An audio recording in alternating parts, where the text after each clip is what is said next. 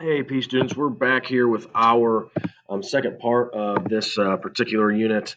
Um, if you've gotten onto your guided notes, hopefully you did before, we're getting down here into the foreign exchange market and we're going to compare currencies to each other. And those of you guys that know, um, currencies fluctuate in value based on how much is available, based on how much people want it. And some of that has to do with how valuable the goods are in that particular country, and other parts of it have to do with how much money the government prints and how reliable the government is to, pay people back. So if you just did a Google search, like that different countries have different currencies. Um, you can measure it against a whole bunch of different currencies as well. So I just typed in the peso here. So 1 peso is worth about 5 cents in the United States. That means if I get a dollar, I have 20 pesos. Now, that doesn't necessarily mean that the dollar is extremely valuable in Mexico, which, I mean, when you think about going there, like $1 in the United States, like doesn't necessarily buy, you know, a 1 peso in worth of stuff in Mexico, right? And so it's not perfect. What we want to worry about is the overall change in a currency from 1 minute to the next. Now, the way that we're going to the way that we're going to look at these is it's actually going to be two graphs, and this is the last graph that we have to talk about. So we're going to draw two basically supply and demand graphs next to each other. All right, and each one of them is going to represent the currency for a particular country. So I'm going to stick here. I'm going to make sure I'm going to label it USA, and we'll just label the other one Canada in this case.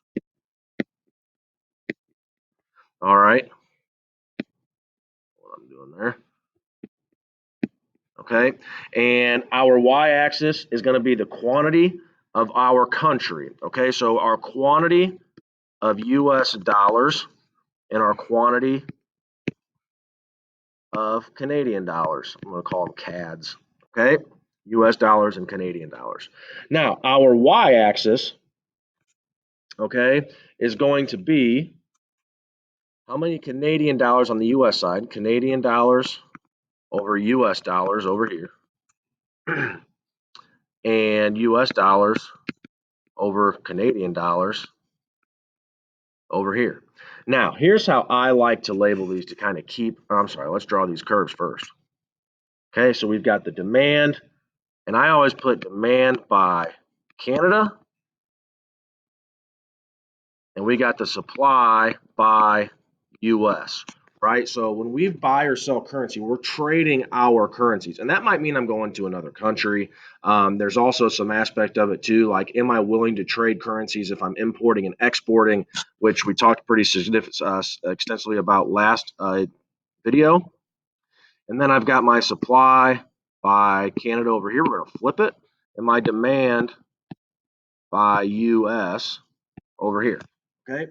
Now, here's the way that I try to remember things. I try to label these just so I can keep things kind of straight. So if I get 1 to 1, okay, I'm kind of right in the middle. All right. Now, if my U.S. dollar appreciates, that means that I get 2 Canadian dollars for 1 U.S. dollar.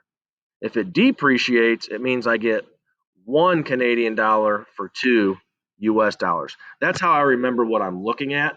And just to kind of simplify things, right? And we could make these numbers anything that we wanted, but that's how I remember what I'm looking at in terms of how do I analyze what is happening to these values of currencies. Okay, so I also remember that, again, like I said, it helps me with the label of this. I get 2 Canadian dollars for 1 US dollar. It helps me with remembering exactly what order they go into. Sometimes I get going too fast and I forget things.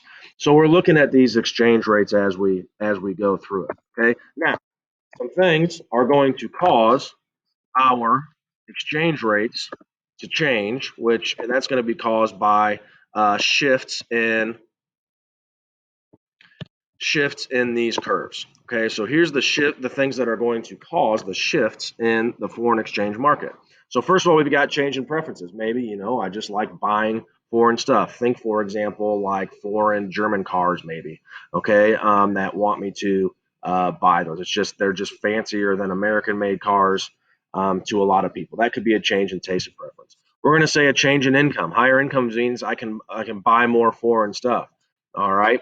Um, we're also going to be able to look at the price level. So, like for example, if things become more expensive in the United States, well, I'm going to go buy stuff from somewhere else. Now, in the United States case, if things become cheaper, okay, and I see here I have a double shift listed, okay, if things become cheaper in another country, I'm going to not only buy stuff from another country, I'm going to stop buying stuff from here. Okay, so it creates that double shift. Now, if things become more expensive in another country, well, let's say we're just comparing Canada still, I'm going to buy less from Canada, and Canada's going to buy more from us. Okay, so that creates that double shift. The last thing is if we have higher relative interest rates in the United States, that's going to mean that other countries want to invest in us. Okay, so they're gonna demand our currency to invest in us. All right, so high interest rates in the United States means other countries want to buy our currency and invest here. Okay, which creates a demand for um, foreign currency. Okay.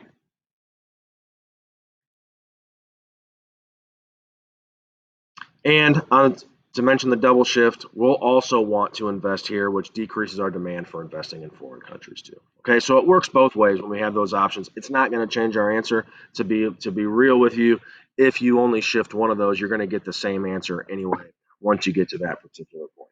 Okay, so let's draw this out. Let me finish erasing these things here real quick. All right, go ahead and draw yourself another set of graphs and how they affect each other. So again, we're going to stick with US and Canada here.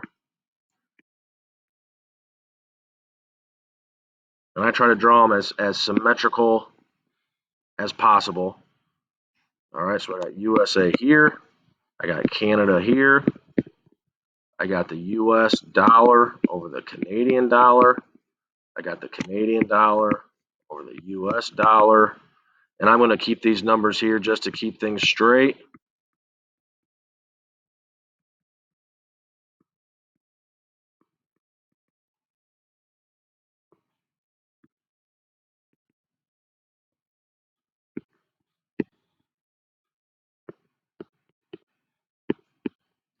It almost takes more time to draw these out than it does to figure out what's going on. So supply by US, demand by Canada, supply by Canada, demand by US.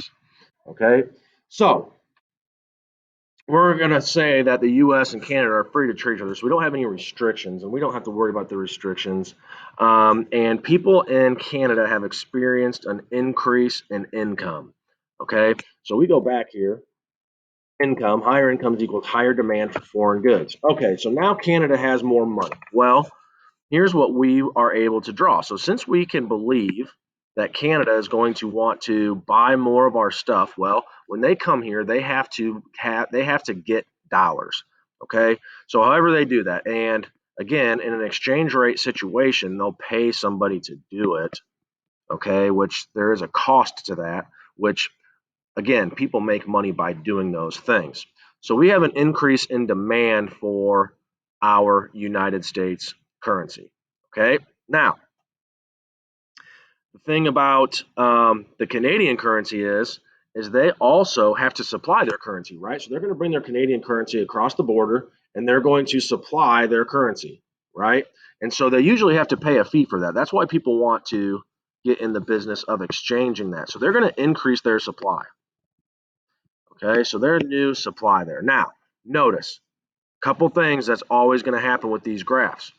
First of all, when we change the demand for the US, okay, right? So we change the demand by Canada. Well, we've got to change the supply by Canada over here.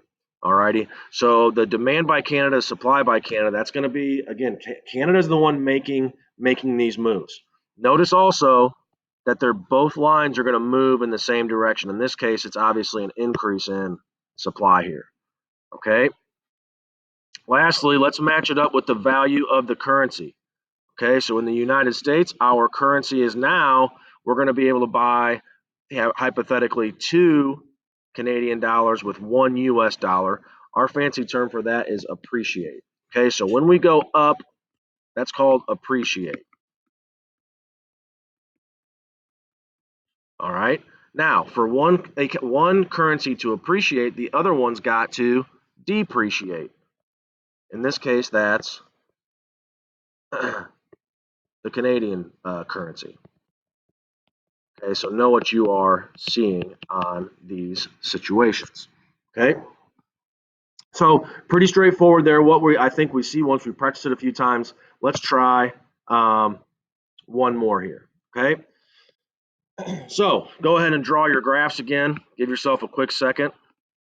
Notice, I believe I did change the countries involved. So we got U.S., we got Mexico, and we've got the U.S. dollar and the Mexican peso. I'm gonna label it with the MP.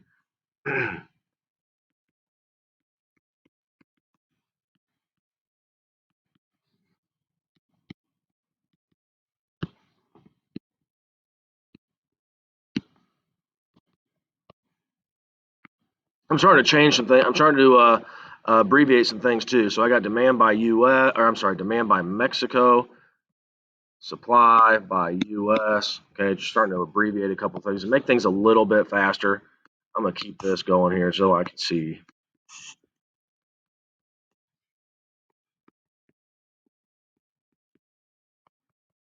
Okay, so we've got a price level of goods in the U.S. has gone up, okay, due to an inflationary gap that was caused by an increase in aggregate demand.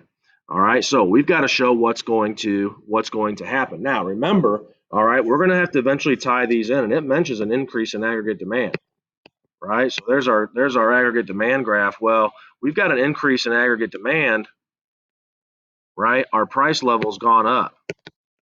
Okay, so that's something that can eventually happen. So, like for example, when we can just to get ahead, like, all right, monetary policy has decreased interest rates. What's that going to do for our aggregate demand? Okay, so interest rates decrease, right? We can draw even a money supply graph there, right? Expansionary monetary policy. That's going to increase our aggregate demand. What's the next step? Okay, what does that do for the value of the United States currency? That would be the next question. Okay, well, in this case, United States price level has gone up. That means that we know for sure the demand by Mexico for the U.S. currency, they can't afford our stuff anymore. That's going to decrease our demand here. Okay, which means that the supply in Mexico is also going to decrease. The supply of the Mexican peso, they're not coming to buy our stuff. At the same time, this is our double shifter. Now, you don't always have to double shift it here, okay? Realize that we're going to get the same result. We're going to get a depreciation of US. We're going to get an appreciation. So you kind of get lucky on these double shifters, one way or the other, as long as you pick one of them out, right? Where you can say, well, the US says, oh, the price level is high. Well, we're going to demand more Mexican pesos and supply more US dollars, right? We still get this value down here. So the question is going to be, what happens to the currency? Well, the U.S. currency depreciates. The Mexican currency appreciates. Okay, so you get that same result. So it kind of gives you an out. You don't have to necessarily be perfect in what you're doing. The result's going to be the same at the end of the statement. Okay. Okay, let's do one more here real quick because this one has to do with interest rates. I'm going to speed through it. Okay, so I got U.S., I got Canada,